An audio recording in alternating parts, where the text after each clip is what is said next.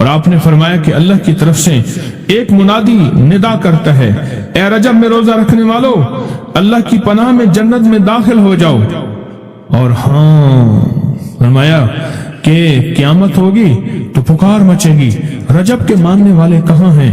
اس وقت حجاب کے اندر سے ایک نور نکلے گا جس کے پیچھے سے جبرائیل، میکائیل، اسرافیل ہوں گے، یہاں تک کہ رجب کے ماننے والے اس نور سے گزر کر پہنچ جائیں گے جو ان کے لیے تیار کیا ہوگا، اور اللہ کو سجدہ کریں گے۔ اللہ پاک فرمائیں گے تم اپنا سر سجدے سے اٹھاؤ، یہ سب دنیا میں ادا ہو چکے ہیں، اب منازل عزت کی طرف چلو، اب منازل عزت کی طرف چلو، اب منازل عزت کی طرف چلو۔ اللہ اکبر۔ اور فرمایا مغفرت ہوتی ہے اور اللہ انبیاء کی توبہ قبول کرتا ہے۔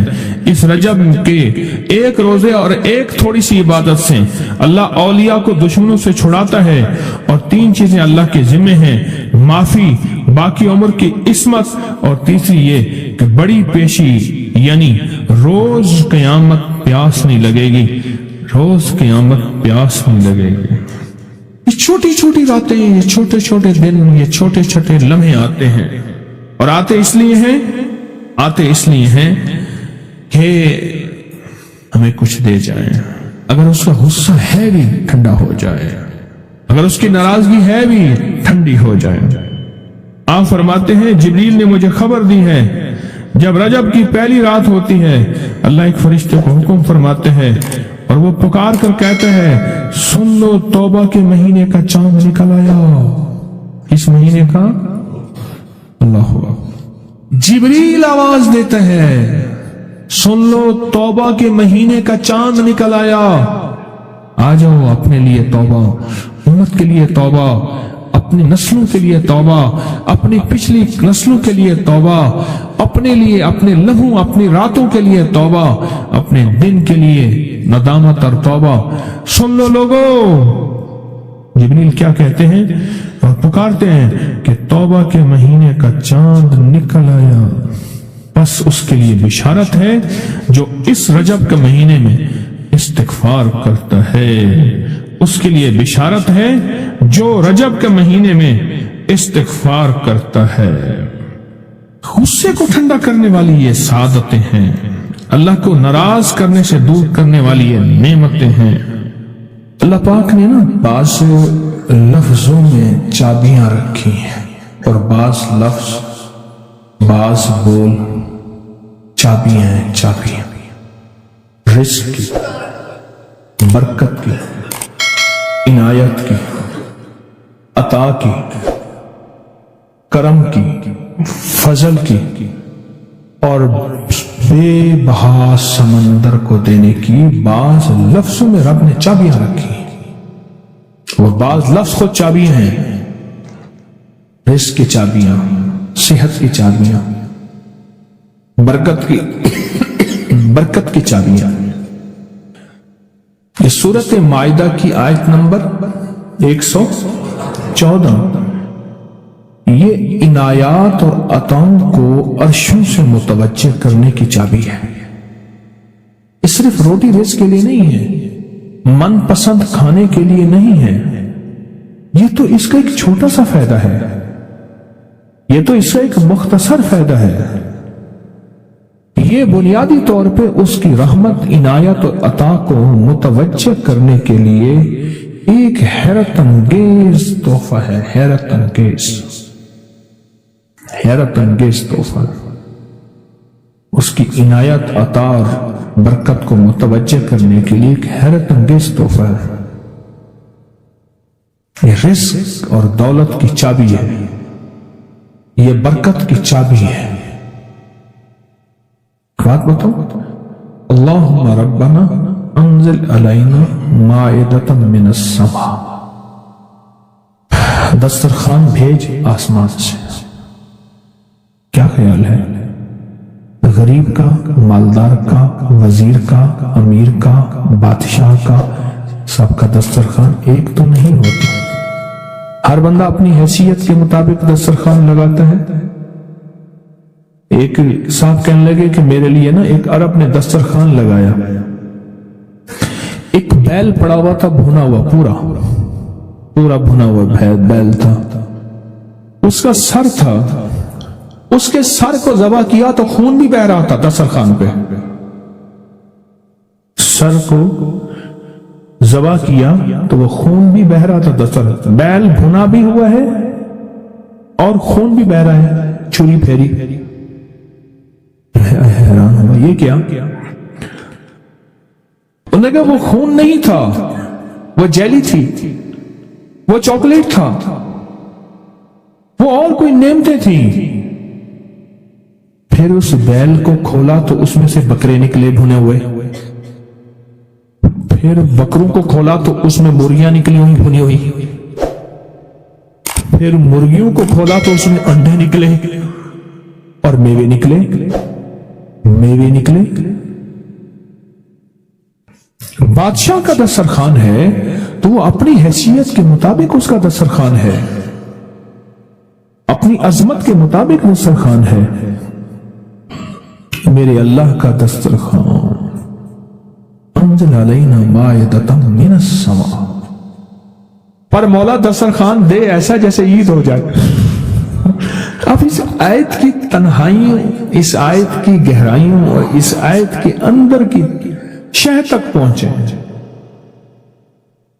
अल्लाह दस्तरखान दे, पर दे ऐसा ऐसे कि जैसे ईद कर दे। आप अल्लाह से मांगते हैं तो अल्लाह से अल्लाह के मुताबिक मांगे। मेरे रब की जितनी अजमत है, वकार है, शान शौकत है, मेरे रब की जितनी ताकत कुव्वत है, उसके मुताबिक मांगे, उसके मुताबिक मांगे। क्या ख्याल है? ये आयत असल में दस्तरखान के लिए है, और दस्तरखान से मुराद ये खाना नहीं, दस्तरखान से मुराद दोनों दस्तरखान है, रिज़्क़ रूहानी और रिज़्क़ जिस्मानी, दोनों दस्तरखान जो मेरे रब के पसंदीदा दस्तरखान है, रिज़्क़ रूहानी भी और रिज़्क़ जिस्मानी भी। हम इफ्तार के वक्त खाना मांगते हैं अल्लाह से, माल मांगते हैं, दौलत मांगते हैं। क्यों इतनी थोड़ी चीज मांगते हैं? अल्लाह से रिज़्क़ रूहानी क्यों नहीं मांगते? और जिन्होंने रिज़्क़ रूहानी मांगा था, एक अल्लाह वाले थे, उनके खलीफा थे, तो फौत हो गए तो उनके खत उठाए गए, खत उठाए गए। अपने मुर्शिद को खत लिखते थे और मुर्शिद का मिजाज था उसी खत पे 2 लफ्जों में जवाब लिख के भेज देते थे, 2 लफ्जों में जवाब लिख के भेज देते थे उसी खत। फरमाते थे कि हजरत आपकी दुआओं और तवज्जुहात से, अल्लाह के फजल करम से, अल्लाह के फजल करम से मेरे रोजाना जो है 1.25 लाख दफा नफी असबात होता है, ला इलाहा इल्लल्लाह, 1.25 लाख दफा इल्लल्लाह होता है, 1.25 लाख दफा अल्लाह होता है, 1.25 लाख दफा अल्लाहू होता है, 70,000 दफा 1.25 लाख दफा कलमा होता है, इतने सिपारे होते हैं, इतनी 100 रकतें होती हैं, ये हैं, ये हैं, ये हैं। वो स्कूल के टीचर भी थे, वो 5 वक्त नमाज भी पढ़ाते थे, उनके बहुत सारे बच्चे भी थे, उनकी जिंदगी का ये निजाम भी था, पर उन्होंने ये सारा कुछ लिखा अपने मुर्शिद को। कहा कि खत उठा के देखें, हैरान हो जाते थे। मुझे एक बंदा नहीं, मेरे पास अब भी कई बंदे हैं कि इतने अरब दरूद पाक पढ़ा, इतने अरब, लाख नहीं, लाख नहीं, हजार नहीं, करोड़ नहीं, इतने अरब दरूद पाक पढ़ा, इतने अरब कलमा पढ़ा, इतना अरब सूरत इखलास पढ़ी और फला पढ़ा। अरब मुझसे गलती हुई, एक दफा उनका खत आया तो मैंने रिसाला उस वक्त छप रहा था, मैंने कहा ये खत भी उसमें डाल दो, छाप दो। कई टेलीफोन तो मैंने सुने, एक फोन में याद है अच्छी तरह, कोई 6, 7, 8 की बात है, 2000। उसने कहा मैं हूं अवान, और आगे से ये बन जा हटा दूं तो बन जाऊंगा हैवान, लफ्ज हटा दूं तो मैं यूं बन जाऊंगा। तुम्हें पता है तुमने ये क्या छापा है? शिर्क और बिदअत, झूठ छापते हो, धोखा देते हो।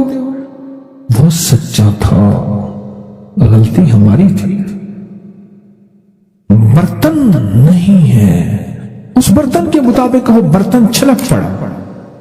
इस पे एक बात बताओ, अबू हुरैरा फरमाते हैं मेरे हुजूर ने मुझे इल्म के 2 बर्तन अता फरमाए हैं। ایک وہ ہے جن کا میں نے اظہار کر دیا، اکثر احادیث حضرت ابو ہریرہ سے ثابت بھی ہیں، یعنی راوی بھی ہیں۔ علم کا وہ برتن ہے ایک، وہ میں نے دے دیا، اور ایک علم کا ایسا برتن ہے اگر میں اس کا اظہار کر دوں، ایک روایت تو یہ ہے کہ لوگ تلوار کھینچ کے میرا سر جدا کر دیں، ایک روایت یہ ہے کہ گدی سے میری زبان کھینچ لیں۔ میں نے وہ علم کا برتن چھپا کے رکھا۔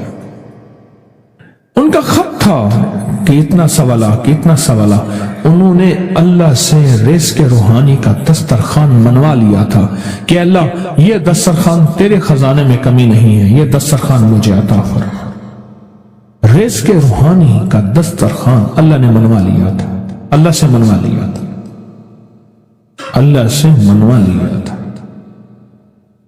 آپ اس آیت کے ذریعے اللہم ربنا، میں نے ایک عرض کیا تھا جن دعاؤں سے پہلے ربنا اور اللہم آئے، جن دعاؤں سے پہلے ربنا اور اللہم آئے، ان دعاؤں کی قبولیت، محبوبیت، مقبولیت، تاثیر، کمال بہت اور دعاؤں سے بہت زیادہ آگے ہے۔ اس دعا میں اللہم آئے ربنا انزل علینا مائدۃ من السماء تکون لنا عیدا، مولا دسترخوان بھیج آسمان سے، مولا دسترخوان بھیج آسمان سے، دسترخوان بھیج آسمان سے، اور ایسا دسترخوان آسمان سے بھیج جو تیری شان کے مطابق ہو، پھر آپ کی نسلوں میں رزق، دولت اور صحت، برکت، اور پھر کمال سوچ نہیں سکتے کہ علم کے خزانے، روحانیت کے خزانے، ذکر، تسبیح، سجدے، عبادات۔ اچھا، ہمارے ہاں عبادات میں ایک وہ عبادات ہیں جو ہم کرتے ہیں اور یہ بالکل ٹھیک ہے، نفل، اشراق، چاشت، اوابین، تلاوت، تسبیحات۔ ایک لمحہ بندے پہ ایسا آتا ہے اس کی ظاہری عبادات مخفی ہو جاتی ہیں، اور یہ ہر کسی پہ نہیں آتا۔ امام مالک پہ آیا تھا کہ وہ پھر گھر میں بند ہو کے رہ گئے تھے، گھر میں بند ہو کے رہ گئے تھے، پھر جنازہ وہیں سے نکلا تھا، وہ کتنے سال گھر سے باہر نہیں نکلے۔ اس آیت کے ذریعے اللہ سے منوائے، اور ایک دھماکہ ہوا، ساری کائنات ہل گئی، اور ایک دروازہ کھولا، اور رب نے اس دروازے میں سے ایک چیز نازل کی جو نہ کبھی تورات میں آئی، نہ انجیل میں آئی، نہ زبور میں آئی، نہ صحیفوں میں آئی، نہ کسی نبی پہ آئی، نہ کسی رسول پہ آئی، نہ کسی پیغمبر پہ آئی، اور وہ ایک چیز صرف میرے کملی والے کو ملی ہے، اور وہ صرف ایک چیز ملی ہے، صرف وہ جو میرے کملی والے کو ملی ہے، میرے حضور کو ملی ہے، وہ کسی کتاب میں، کسی صحیفے میں اس سے پہلے کبھی نہیں آئی تھی اور اس کے بعد کبھی نہیں آئے گی، اور وہ چیز ہے بسم اللہ الرحمن الرحیم۔ اور اس کو بھی یاد رکھیے گا، فرمایا جو سارے قرآن میں ہے وہ ساری سورت فاتحہ میں ہے، جو ساری سورت فاتحہ میں ہے وہ ساری بسم اللہ میں ہے، اور جو ساری بسم اللہ میں ہے وہ بسم اللہ کی بے میں ہے، با میں، بے میں۔ اور ایک بات اور کہ اللہ الرحمن الرحیم، جو بندہ بسم اللہ پڑھتا ہے یا بسم اللہ کو لکھ کے اپنے پاس رکھتا ہے، اس میں میرے رب کے 3 نام ہیں، ایک ہے اللہ، اور ایک ہے رحمان، اور ایک ہے رحیم۔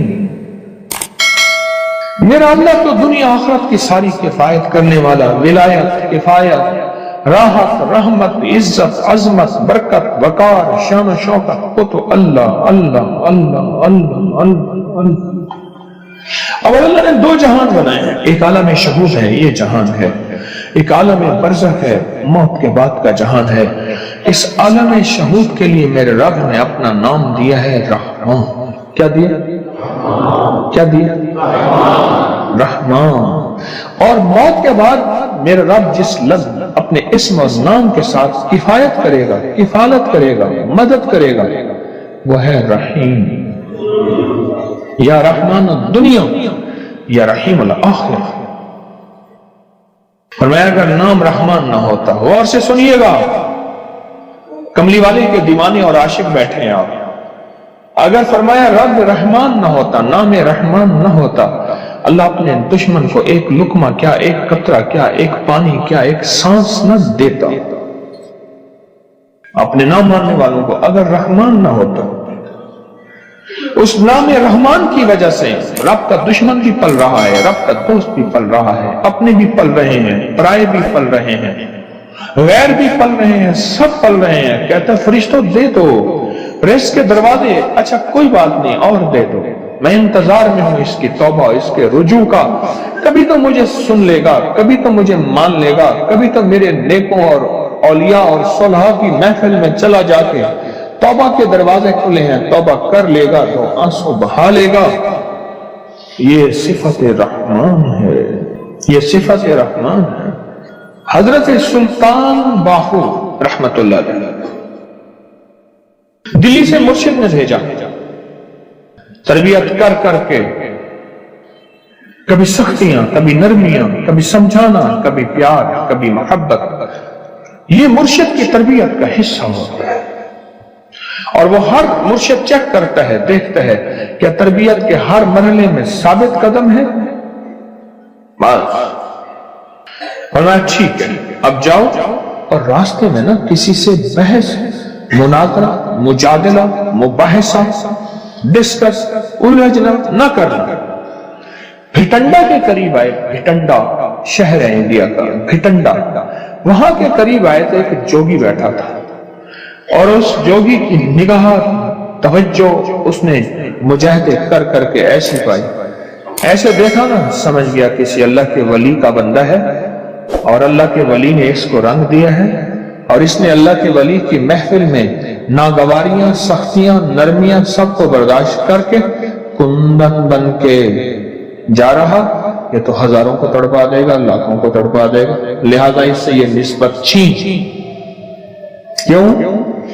جب دولت آتی ہے بندہ پھر اس وقت اس کا چین لٹتا ہے، جب تک دولت نہیں ہوتی فٹ پاتھ پہ بھی سو جائے تو لوگوں کو پتا ہے فٹ پاتھ پہ سویا ہوا ہے، کچھ ہے نہیں تو سویا ہوا، اگر کچھ ہوتا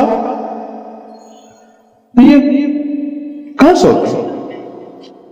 اس نے توجہ ڈالی، انہوں نے اپنے دل میں کیفیت محسوس کی، اور محسوس کیا کہ میرے دل کے اندر کا جو نور ہے نا اس میں تلاطم اور ہلچل مچی ہے،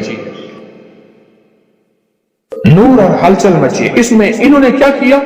اس میں ذات کا تصور کیا اور اپنے ارد گرد صفت رحمان کا حساب کیا۔ غور سے سمجھیں، بچاؤ کا آج میں آپ کو ایک عمل بھی دے رہا ہوں، بڑا طاقتور عمل ہے، اور یہ حضرت سلطان باہو رحمت اللہ علیہ۔ اور سلطان باہو کیوں؟ سلسلہ ہمارا جو قادری ہے آج بھی اس کا ذکر ہوگا، اللہ ہو کا۔ یہ اللہ ہو کی اتنی ضربیں لگاتے تھے، اتنی ضربیں لگاتے تھے، مرشد نے فرمایا کہ تو اللہ کے نام ہو کا بادشاہ بن گیا ہے، سلطان باہو۔ سلطان کہتے ہیں بادشاہ کو، کنگ کو۔ مرشد نے فرمایا، جیسے میں نے ایک دفعہ میں لوگوں کو وظائف بتاتا تھا، لوگوں کو فائدہ ہوتا تھا، ایک بار میرے مرشد نے ایسے دیکھ کے وجدان نے فرمایا، وہی تو شیخ الوظائف بن گیا۔ سلطان باہو، سلسلہ قادری میں، ہمارا سلسلہ قادری ہے، وہ ہو کے اوپر ضربیں لگائیں، آج بھی ہم ہو کہ ضربیں لگائیں گے۔ تو مرشد نے فرمایا کہ تو سلطان بادشاہ ہے ہو کا۔ انہوں نے کیا کیا؟ اس نے ذات کا تصور کیا اور صفت رحمان کو دائیں بائیں لپیٹ لیا۔ صفت رحمان، اللہ کے نام رحمان کا جو نور ہے اس کا دائیں بائیں اس کو اپنے حصار میں لے لیا۔ حصار میں لے کے نا انہوں نے کیا کیا؟ اس کو ایسے دیکھا اور کہا ہو، بس۔ یہ اس وقت ہوتا ہے جب کسی فقیر کی محفل میں بیٹھ کے وجد اور وجدان کے ساتھ اس کا استحضار کیا جائے، اس کو بار بار پڑھا جائے، اور پھر جب اس کی قبولیت، مقبولیت، محبوبیت ملتی ہے، پھر لفظ ایک ہی ہوتا ہے، ایک ہی ہو ہوتا ہے۔